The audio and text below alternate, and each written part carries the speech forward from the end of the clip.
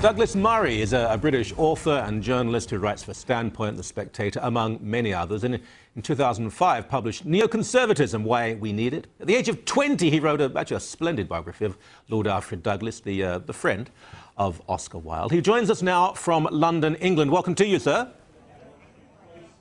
Very good to be with you. That's a very general question, but I think most Canadians, most North Americans have a very generous, rather romantic view of Europe.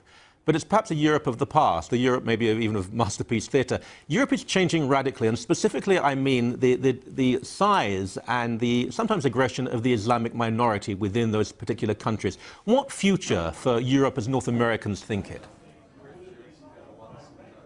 Well, it's all to play for, I think. The strange thing has happened to Europe in recent decades, because at the same time as our countries have become less dour, less sort of monochrome, less impoverished as they were after the Second World War, they've also had to confront entirely new problems and entirely new issues. And one of the things about this is, as you say, a lot of Americans, a lot of Canadians and others follow British television and so on. They have this romantic idea of this sort of dreaming spires of Oxford, beautiful sights and so on. A lot of that's just simply changed. Mass immigration has changed Britain and Europe for the better in many ways, and also for the worse. And we end up in a very strange situation, I'd submit, where effectively, Europe doesn't know what it is anymore. It doesn't know why it exists, doesn't really know what it's about or what it's for. And I think that's going to change at some point soon, but whether that changes for the better or for the worse is anyone's guess. It's a fascinating subject within the European context, because in North America, we've had to evolve. We've never had a very firm foundation in terms of ethnic identity. It's been relatively vague. But if I think of Europe standing up for something, what does it stand up for? Christianity is to a certain degree being expunged. Secular liberalism, tolerance, these are all very noble, but are people willing to fight for those? I'm quite pessimistic, actually. Yeah, we might have a fight to the end, a photo finish in the pessimism stakes between you and me. Look, I mean, the fact is this, is that Europeans are willing to defend to the death everyone else's right to hate them. They are willing to protect and defend all values other than their own. And one of the reasons about that is that they don't really know what their own values are anymore. I'd put it like this. The strangest thing that's happened in European culture in the last 70 years is what the philosopher Roger Scruton described as a culture of self-abnegation, where you spend as much time as you can vilifying and distancing yourself from your own past, from your own culture, your own heritage, and spend as much time as possible lauding and praising any culture or heritage which is different. Now, I take it as read that all cultures have something to give, something of interest, and so on. But to so completely focus on the superiority of every other culture other than your own, it is a very peculiar and relatively modern European phenomenon. And I just give one example of this, which is that 10 years ago, or a little bit more than 10 years ago, let's say July 2001, most people in Europe knew nothing very much about Islam, didn't have any particularly strong views about it. And in the last 10 years, pretty much thanks to a worldwide epidemic of suicide bombing and so on, now everyone thinks that an expression of sort of cultural generosity, an expression of cultural decency, an expression of cultural sophistication is to be as up as possible on Islam.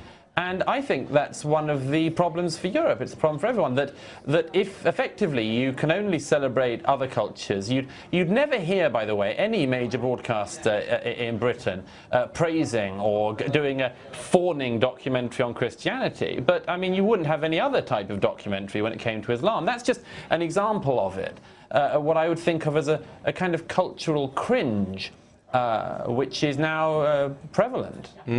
Yeah, I mean, it's one thing for either an internal or external force to oppose the establishment, the status quo, and I think Islam is doing that to a certain degree. But it's another when those with influence seem to be self-hating. You mentioned the BBC. We've both done work for the BBC over the years.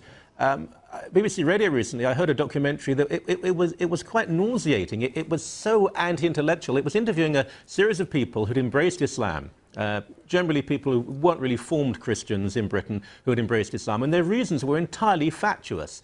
But the interviewer drank them in as though they were incredibly profound. But you mentioned Roger Scruton. I mean, Roger Scruton became a Catholic. We think of people like Paul Johnson. We think of some East European and Italian philosophers who are Catholic, who have become Catholic. I'm not saying Catholicism is the answer, but they seem to be searching for something which is absolute, so they can stand up and say it's not just being European or white. That's not the issue. It's saying this is why we are not of the Islamic faith. Yes, I don't think Roger Scruton is a Catholic. He describes himself as a believer in belief. He likes the belief, and I think his own belief sort of goes in and out like the wireless. I thought he came into the Roman Catholic Church. Forgive me, I thought. No, I mean, the point is that what he does is defends the principle, the idea, and the ideal of Western culture, and celebrates it, and believes that it has value. What is so interesting about the last decade has been that religion has become talked about again, but it's been talked about in an entirely foreign key.